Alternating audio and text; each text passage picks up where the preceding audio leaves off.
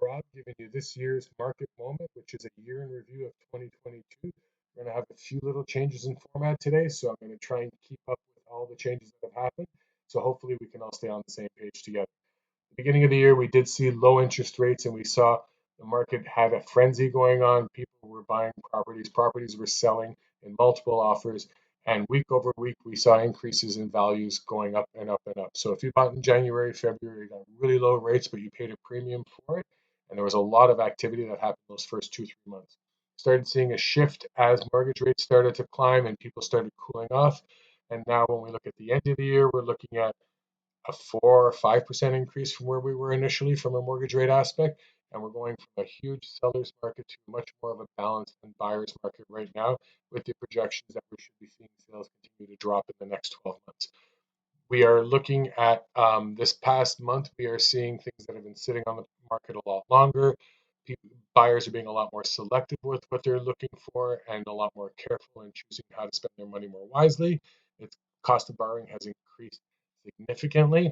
We're not even going to talk about the rental market, how that's jumped about 20 to 25% over the past year, because that alone is its own video.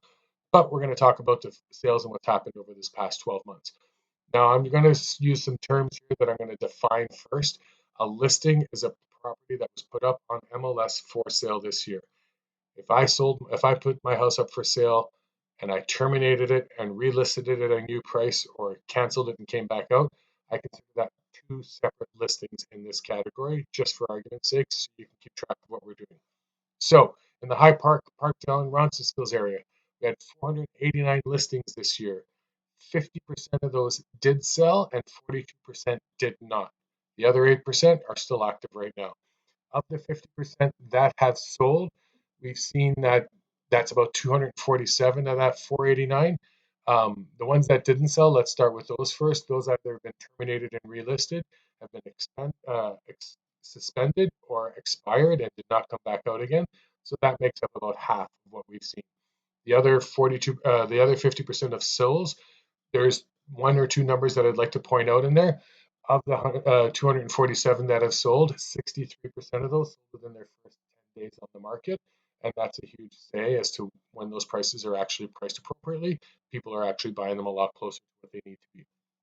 Looking at that's 192 detached homes that have sold in the Parkdale, and Roncesvalles area in 2022. Let's look in the condo space. We've seen 553 listings of condos that have come up. Now, to me, I'm classifying a condo as anything that has maintenance fees. That's a standard condo that you're accustomed to, a townhome that has maintenance fees and that is not freehold, and any lofts in that space that also have maintenance fees as well. So to me, I categorize those all as condos because the maintenance fee and the condo corporation is always affiliated with those components as well. So we've seen 553 listings come up in that side. Remarkably, 41% of those did not sell compared to the freehold space, which was about 42%.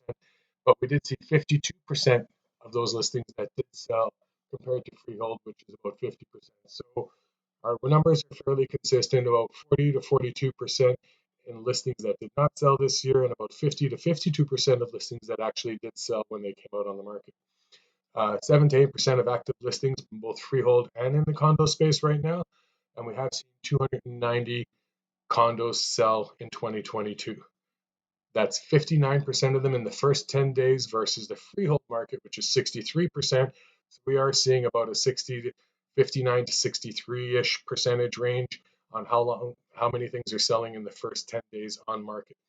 Over the things that have been on for over a month already, we're seeing about 10 to 13% overall in both the freehold and in the condo space of things that don't sell within the first month, and then either get terminated, relisted, or expired and don't come back out on the new market.